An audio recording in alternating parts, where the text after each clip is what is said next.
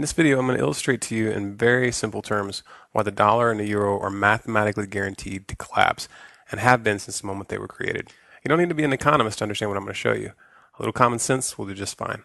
The dollar and the euro are debt-based currencies created by the Federal Reserve and the European Central Bank. Now, these central banks, while masquerading as public entities, are actually made up of a consortium of the most powerful private banks in the world. When I say that the dollar and the euro are debt-based currencies, what this means is that dollars and euros are loaned into existence. Central banks create money out of thin air by loaning money that does not yet exist to their respective governments. Since the vast majority of money in circulation is now digital, such an operation doesn't even require the printing of physical paper. Money and the debt that accompanies it is simply typed into existence. Now, these privately owned central banks don't just loan out their imaginary money for free. They charge interest.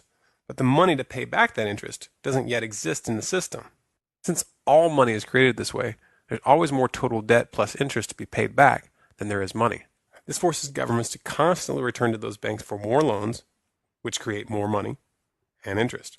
This is obviously a Ponzi scheme, and like all Ponzi schemes, it can only work for so long. The inevitable result when there's more total debt to be paid due to interest than money in existence is that eventually the debt will reach such astronomical proportions that it will become impossible to service that debt. This is why I said that the collapse of the dollar and the euro is a mathematical certainty. It's been guaranteed since the beginning by the very nature of our monetary system. You might ask yourself why anybody in their right mind would set up a system like this that's guaranteed to fail. Well, the answer is simple. For the same reason that any criminal sets up a Ponzi scheme. There's a small group of bankers who get very, very rich at the expense of the public before the system begins to falter. And they use that money to buy up real assets that maintain their value after the currency falls. Sound criminal to you?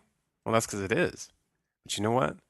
They're going to get away with it if we don't make a concentrated effort right now to educate the public about the true nature of money and the private central banks which are leading us to the slaughter. And if we let them get away with it this time, the next Ponzi scheme is going to be even bigger.